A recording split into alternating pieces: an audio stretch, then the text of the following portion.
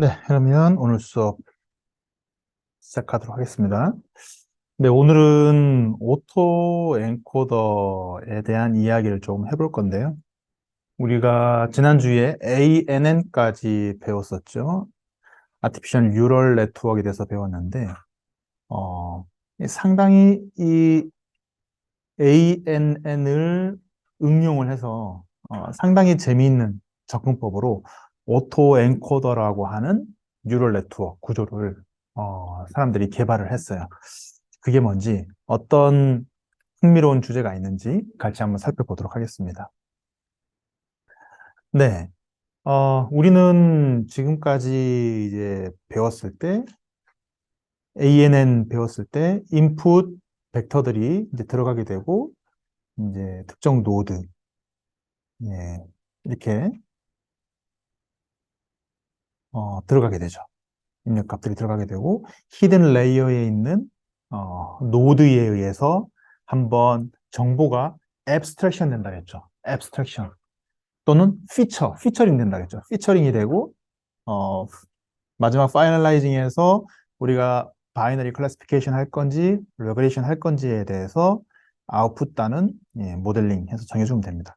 이 모델을 학습을 시킬 때, 이 입력단에 들어가는 입력값과 그리고 출력단에서 요구되는 어, 뭐 예를 들어서 클래시피케이션이라고 하면은 레이블이 되겠죠. 그 레이블과의 학습 단계에서 페어가 필요하게 됩니다. 페어가 필요하게 되죠. 어, 그래서 내가 지금 어떤 입력값을 넣고 있고 그 입력값의 정답값은 뭐다라고 알고 있어야지 이 y와 추정되는 y 햇과의 차이에 의해서 이거를 로스 펑션으로 만들어서 이 로스 펑션을 최소화시켜주는 오메가를 찾을 수 있게 되는 거죠. 네, 백프로파게이션으로. 이것까지 지난주 수업 시간에 했었죠. 자, 이러한 학습을 기본적으로 슈퍼바이즈드 러닝이라고 한다고 했었죠. 슈퍼바이즈드 러닝. 한국어로 하면 지도학습이 되는 거죠. 지도학습. 그런데 오늘 이야기할 이 오토엔코더는 비지도 학습입니다. 언슈퍼바이즈드 러닝이죠. 그러면 비지도 학습은 지도 학습이랑 뭐가 다르죠? 예, 정답이 없습니다. 인풋만 있지 아웃풋이 없어. 그러니까 정답이 없어요. 그러니까 정답지가 없죠. y가 없는 겁니다. x만 있지. 그런데 이게 어떻게 학습이 될 것인가? 한번 살펴보도록 하겠습니다. 자, autoencoder is a neural network that is trained attempt to copy its input to its output. 자, 네트워크 구조가 어떤 모양인지는 이제 우리가 살펴보겠지만, 이 블랙박스라고 하죠. 입력값이 들어갔을 때, X라는 입력값이 들어가잖아요. 근데 아웃풋도 X로 삼겠다는 거죠. 뭔가 좀 특이하죠? 예를 들어서 우리가 지난번에 했던 것처럼 그림이 있다고 하면, 이 그림을 이렇게 쪼개가지고 벡터라이제이션을 하죠. 벡터화 시키죠. 벡터화 시킵니다. 이걸 넣죠. 넣는데 지금 첫 번째 문장대로라면 이 벡터를 끝단에도 똑같이 두겠다는 겁니다. 이 블랙박스는 과연 어떤 모습일까요? 네. 최소한 여기서 우리가 알 수 있는 것은 예를 들어서 이게 28 바이 28이면 이게 700, 700 얼마죠? 746인가요? 746 디멘전이고 노드가 746개가 필요하죠? 아웃풋에서도 노드가 746개가 필요하다는 얘기겠죠. 과연 이 가운데 모습은 어떤 모습일까요, 네트워크가? 상상이 가나요? The network consists of two parts. 자, 이 네트워크는 two 파트로 나눠진대요. 자, 첫 번째는 엔코더 파트, 두 번째는 디코더 파트 이렇게 나눠진다. 그리고 이 디코더는 product reconstruction, 뭔가를 재생성해내는 그러한 역할을 한다는 거죠. 여기 혹시 여러분들 영상 처리 연구하시는 분 계신가요? 영상 처리에서 보면 되게 중요한 이슈가 뭐죠? 오래되고 중요한 이슈. 엔코더. 그렇죠? 엔코더, 디코더죠. 여기 나오는 거 똑같습니다. 그렇죠? 그래서 뭐 아마 뭐 유튜브나 뭐 구글 이런데 유튜브에서도 이 기능들이 엄청 중요할 거예요. 여러분들 유튜브 영상 올려본 사람 또는 우리 카톡에서 영상 올려도 엔코딩 하죠. 엔코딩 해가지고 자기네들의 모델로 리, 리컨스트럭션 시키죠. 그렇죠? 리컨스트럭션 시킵니다. 그래서 뭐 한 100메가바이트짜리를 업로드 시키면은 얼마 정도로 떨어지나요? 뭐 예를 들어서 뭐 30메가바이트 정도 사이즈로 동영상을 어, 다시 재생성시키죠. 그 사람들의 목적은 뭘까요? 해상도는 최대한 보존을 하려고 하고 그리고 압축률은 최대한 높이려고 하겠죠. 이런 것들이 엔코더가 되겠죠. 엔코더가 되고 디코더가 될 겁니다. 자, 그래서 엔코더 펑션은 G 펑션으로 그리고 디코더는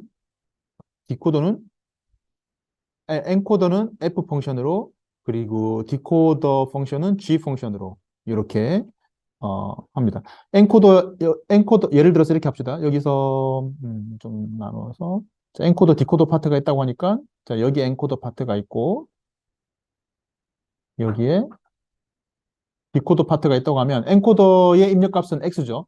X고 F 펑션에 의해서 여기서 G가 들어가고 그렇죠? G가 들어가고 그리고 디코더에서는 G가 입력값이 되겠죠? G가 입력값이 되고 여기에 G 펑션이 있고 다시 X로 나오는 네. 요러한 함수가 되겠죠. 합쳐보면 어떻게 되나요? X에 G에 F에 X 뭐 이런 식이겠죠. 네, 요런 함수가 될 겁니다. 여기 밑에 적혀 있네요. 네, 적혀 있네요. 과연 이러한 네트워크는 어떤 구조의 네트워크일까요? 가늠이 가나요? 볼까요? 네. 그래서 다시 한번 얘기해보면 지금 이거 같은 경우에는 지금 옆으로 세워놔서 그렇지. 우리 아까 전에 전 페이지에서도 이미지가 있으면 요렇게 짜게 가지고 벡터를 만든다고 했잖아요. 근데 거 같은 경우에는 무슨 시그널 같은 거죠. 뭐 타임 그쵸? 타임 도면의 시계열 같은 경우죠. t가 있고 어떤 시그널이 있을 때 뭐 이렇게 움직이죠. 어떤 뭐 하트비트 뭐 이런 거 될 수 있겠죠? 이거의 일정 사이즈, 시간의 일정 윈도우 사이즈를 잘라서 세워서 놓으면 이런 식이 되겠죠. 이런 시그널이 들어갔을 때 X가 돼야 된다라고 했으니까 똑같은 학습 단계에서는 입력값에다가 출력값에다가 똑같은 X를 놓게 된다는 거죠.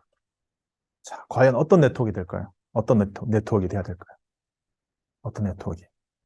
근데 가장 우리가 생각해 볼 수 있는 단순한 네트워크는 첫 번째 노드는 그대로, 두 번째 노드도 그대로 가져가는 거겠죠? 그럼 여기서 웨이트는 1이 되겠죠, 1. 근데 이건 의미가 없죠. 이거는 어떠한 의미가 없습니다. 그렇죠? 이러한 네트워크. 네. 이런 모양을 우리가 생각해 볼 수 있습니다. 어, 입력단에 들어가는데 점점 앱스트랙션 시켜요. 피처링 시킵니다. 시켜서 우리는 지금까지 우리가 봤던 건 여기서 끝이죠. 여기서 끝입니다. 이 뒤에 건 없었어요. 뒤에 건 없었어요. 여기까지가 우리가 지금까지 봤던 ANN이죠. ANN인데 사람들이 이 생각을 하게 된 거죠. 오케이. 여기까지 앱스트랙션 시켰는데 다시 똑같은 사이즈로 복원을 시켜보자. 키워보자. 디코딩 한다 그러죠. 해서 입력값과 같은 사이즈의 출력 노드 사이즈를 만들어낸 거죠. 이게 가능할까요? 가능할까요? 예를 들어서 아까 전에 746개를 집어넣어서 뭐 100, 뭐 예를 들어서 뭐 300개, 뭐 노드를 100개, 그리고 노드를 2개, 그리고 노드를 다시 100개, 300개, 746이라고 합시다. 그러면 정보가 쫙쫙 압축되다가 이 746개의 정보가 2개의 정보로, 숫자 2개로 압축이 됐어요. 압축이 됐고, 다시 이 2개의 숫자로부터 100개, 300개, 746개 복원이 돼서 이 입력값하고 비스무리한 출력값이 나오게 할 수 있겠는가? 여러분들은 어떻게 생각합니다? 어떻게 생각합니까? 이게 가능할까요?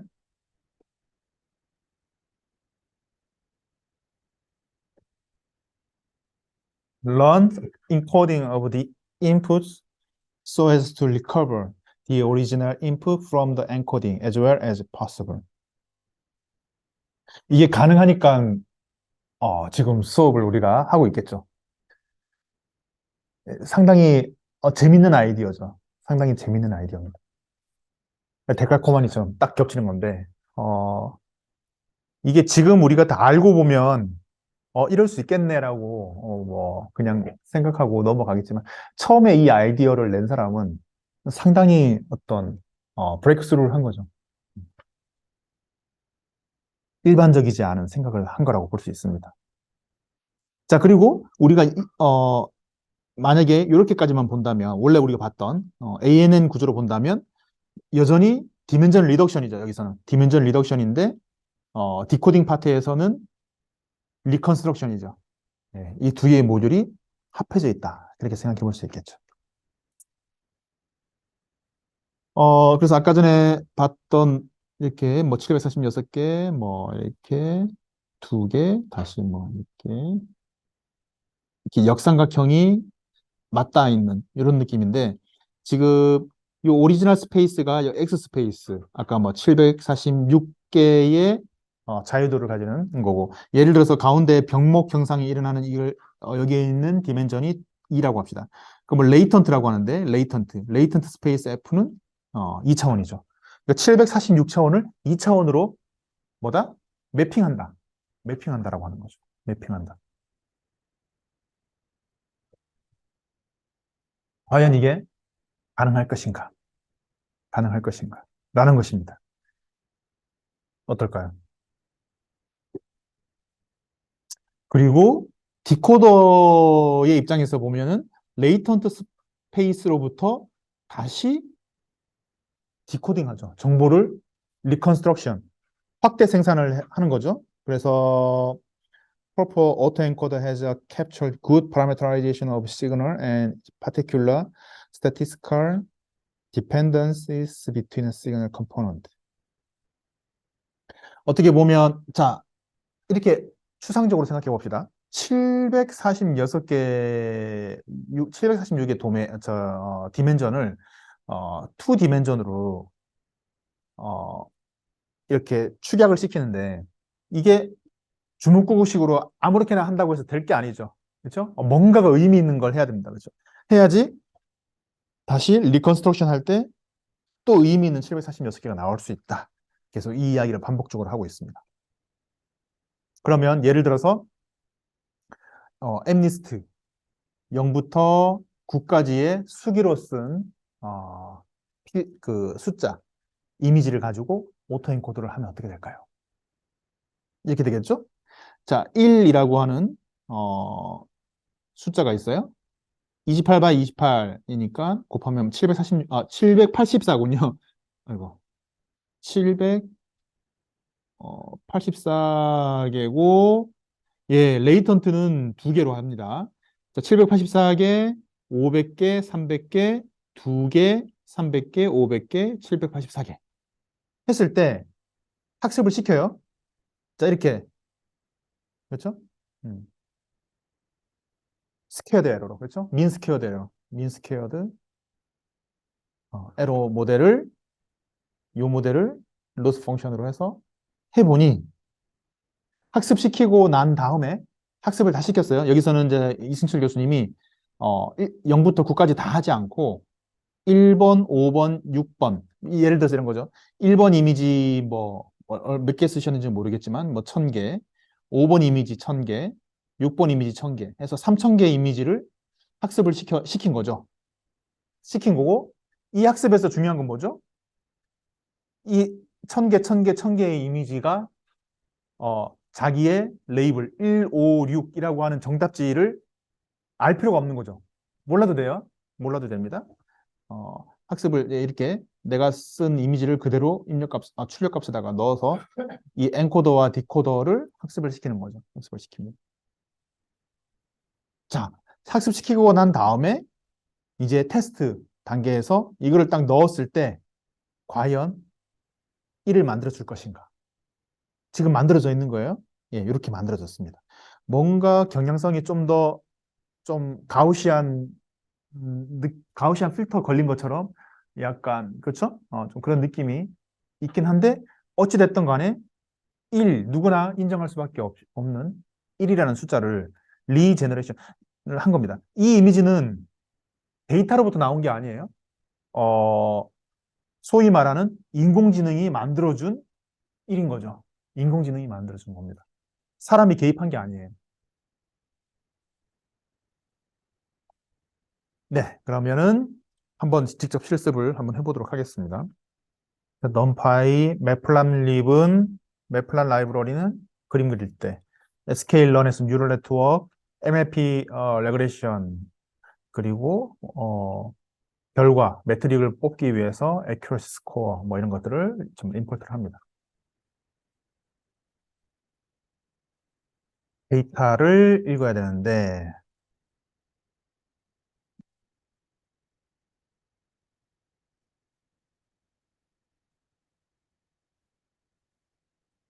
네, 이거죠. 올리니.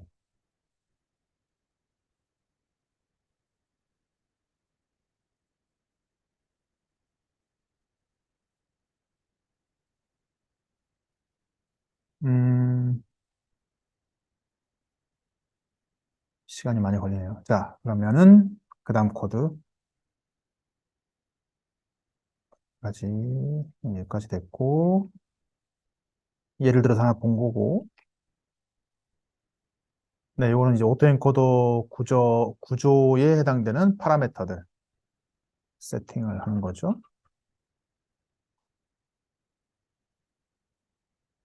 그다음에 모델을 빌드합니다. 네, 간단합니다. 네, sklearn에서 제공해주는 MLP 레그레이션으로 그냥 그대로 씁니다. 그대로 쓰고, 그 다음에 옵티미제이션. 예, 핏으로 학습시켜주면 되겠죠. 학습시켜주고, 그 다음에, 자, 이제 테스트 해보는 거죠. 오토엔코드 학습은 다 시켰고, 이미지를 하나 넣었을 때, 과연 학습된 네트워크가 어떻게 되는가. 여기서 예를 보면, 예, 이 5에 해당되는 이미지를 넣었는데, 리컨스트럭티드 된 이미지가 얼추 예, 5가 나왔죠. 뭔가가 선명하진 않지만은 또 5가 나온 걸 확인할 수가 있습니다. 음, 네. 이 서브 펑션 하나를 해서 더 재밌는 활동을 한번 해볼 건데요. 자, 하고 테스트로 찍어 볼 건데, 자, 이거는 뭘 찍는 거냐면, 어, 예를 들어서 테스트 이미지가 몇 개죠? 테스트 이미지가 몇 개인지 찍어봐야 알겠지만은 지금 얼핏 봤을 때 뭐 수백 개 되겠죠? 수백 개 되는데 아까 전에 뭐라 그랬죠? 그 레이턴트가 2차원이라 했잖아요? 레이턴트가 2차원이었죠? 그래서 지금 여기에서 보면은 레이턴트 Z1과 Z2 XY축으로 그렇죠? Z1과 Z2로 이미지 784개의 이미지 하나가 들어가면 이미의 Z1과 Z2가 나오겠죠. 예, 그거를 점으로 찍은 겁니다. 찍었을 때 이 파란색 쪽이 어, 정답지가 1인 이미지. 1인 이미지가 예, 이렇게 찍히고요. 그리고 5에 해당하는 이미지가 이렇게 찍히고 6에 해당하는 이미지가 이렇게 찍힙니다. 예, 여기가 레이턴트 스페이스예요. 뭔가 가시적으로 클래시피케이션 되죠. 이 Z1과 Z2에서 여러분들 뭐 SVM이나 아니면 그런 클래시파이어 써가지고 분류를 해낼 수도 있겠죠. 그렇죠? 레이블을 분류해낼 수도 있습니다. 뭐 그런 것도 가능하죠. 예, 아직도 업로드 하고 있는데 자, 이렇게 우리가 볼 수 있었고, 자, 그 다음에 디코더만 따로 뽑아낼 텐데, 어, 앞에 거는 엔코더 쪽만 뽑아서 찍은 거죠. 이번에 디코더 쪽만 따로 뺐습니다. 무슨 얘기냐면 아까 전에 오토 엔코더에서 뒷부분, 레이턴트부터 이제 리제너레이션 하는 요 네트워크만 따로 뺐어요. 이것만 빼면 뭘 할 수 있죠? 여기에 Z1과 Z2를 우리가 임의로 주면은 거기에 해당하는 숫자 이미지가 리컨스트럭션 되겠죠. 예, 그걸 지금 보려고 하는 거예요. 그래서 지금 레이턴트 스페이스에서 0.5, 0.5를 입력값으로 넣었죠. 0.5, 0.5면 어느 정도입니까? 0.5 확실하게 초록색이죠? 초록색 영역입니다. 6이 나와야겠죠. 6. 숫자 6이 나와야 될 겁니다. 6이 나와야 될 거고요. 자, 봅시다. 0.5, 0.5를 넣었을 때 과연 어떤 이미지가 나와줄 건가? 네, 지금 업로드가 다 돼가고 있고요. 보면은 예, 얼추 6같이 보이나요? 예, 여기 이 점이죠? 이 점, 까만색 점을 우리가 인풋 값으로 디코더에 넣었고 숫자를 넣었어요. 숫자를 넣었고 리컨스트럭션 되는 이미지를 보니까 예, 이게 페이크 이미지죠, 이거는. 그러니까 제너레이션 된 이미지입니다. 예, 6이라는 숫자가 나왔어요. 자, 그래서 더 한 단계 나아가서 아이고, 좀 더 특이한 활동을 한번 해볼 건데 자, 우선 갖다 붙이고 주도록 할게요.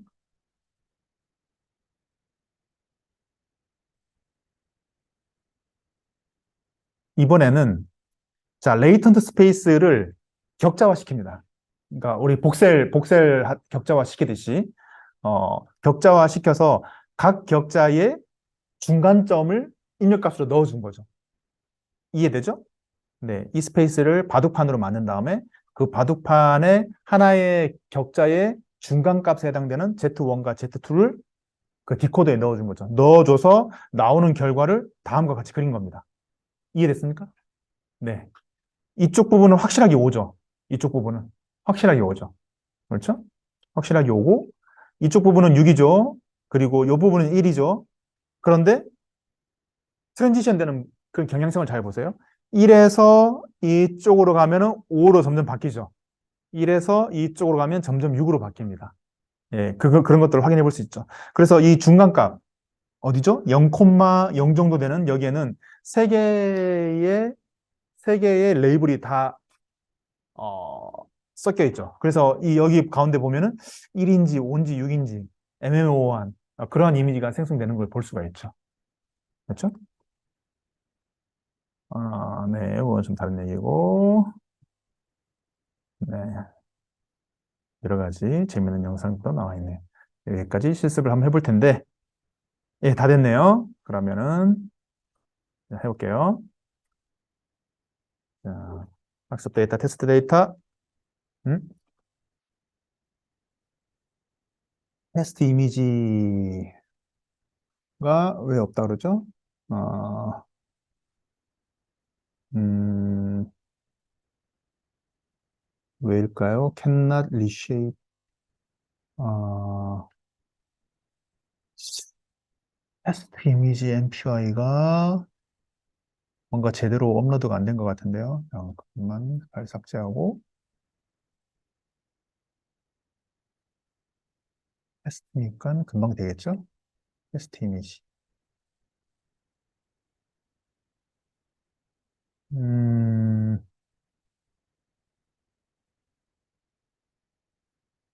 네, 다 됐고 완전히 마무리되면 다시 한번 업로드 해보겠습니다. 읽어보겠습니다. 네, 이번엔 잘 됐죠?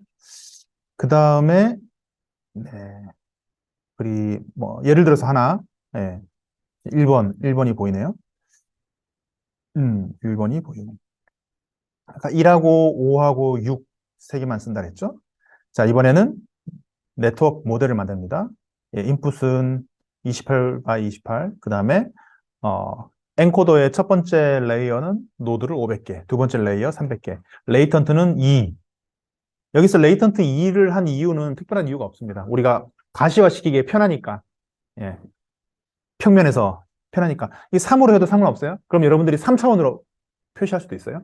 근데 4차원 이상 되면은 어떻게 표현할 수 있는 방법이 없죠. 자, 그거고, 했죠? 했고, 그 다음에 모델을 이렇게 만들고 학습을 시킵니다. 학습시키는데 시간이 조금 걸릴 거예요. 학습시킵니다. 자, 보면은 입력값, 출력값이 다 똑같죠? train x로 다 들어가죠. 그렇죠? xx로 들어갑니다. 처음에 에폭 한 번 지나갔을 때 로스가 0.0338이네요. 그 다음에 이터레이션 한 번 더 들어갔을 때 0.023, 0.226, 네, 0.223. 점점 로스에 줄어드는 경향성이 이렇게 완만해지죠? 완만해집니다. 자, 이터레이션을 20번 하게 해놨네요. 그리고 러닝 레이트가 뭐죠? 0.0001입니다. 0001이고 액티베이션 펑션을 여기선 그렇죠? 탄젠트 H, 하이퍼 H, 탄젠트. 여기서 저기 시그모이드나 렐루를 안 썼네요. 해도 상관없어요. 해도 상관없습니다. 상관없고 자, 12. 조금만 더 하면 끝날 것 같습니다. 지금 거의 수렴됐어요. 0.022에서 거의 지금 로스가 변화가 거의 없죠. 조금씩 떨어지고 있긴 하지만은 아주 완만해졌습니다.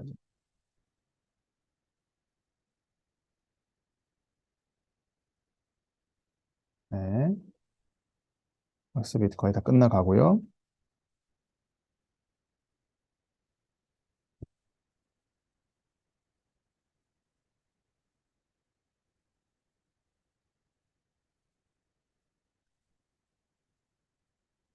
네, 한 번 남았네요. 네, 됐습니다. 학습이 종료됐고 한번 결과를 보죠. 자, 이게 또 랜덤으로 예를 들어서 하나에 아무거나 네, 이거 누가 날려서 쓴 것 같은데요. 5를 이렇게 악필로 썼습니다.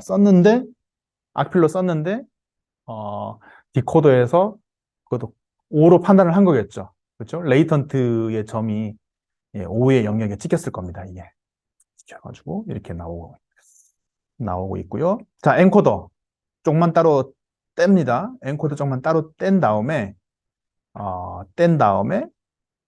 레이턴트 스페이스에서 모든 테스트를 다 넣는 거죠. 넣어서 찍어봤을 때, 네, 다음과 같이 나왔어요.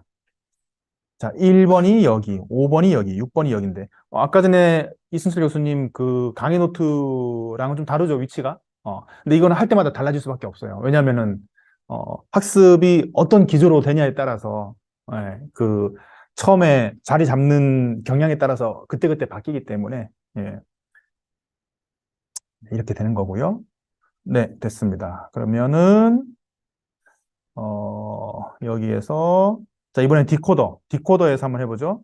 디코더에서, 디코더만, 아까 학습된 오토엔코더에서 뒷부분, 디코더만 뗀 거죠. 떼서 0.5, 0.5. 여기서는 이 결과에서 보면 0.5, 0.5면은 한 이 정도니까 0.5, 0.5. 위에군요. 초록색. 예, 이게 또 거의 6에, 정확하게 6으로 나오겠네요. 해볼까요? 해보면은, 네, 6이 나오죠? 예, 여기 찍혔습니다. 한 애매모호한 거 한번 찍어볼까요? 한 마이너스 0.25? 0, 0. 마이너스 0.25, 0. 마이너스 0.25, 0으로 한번 해보죠. 하면은 애매모호한 결과가 나오겠죠. 이거 보면, 네, 6인지 5인지, 네.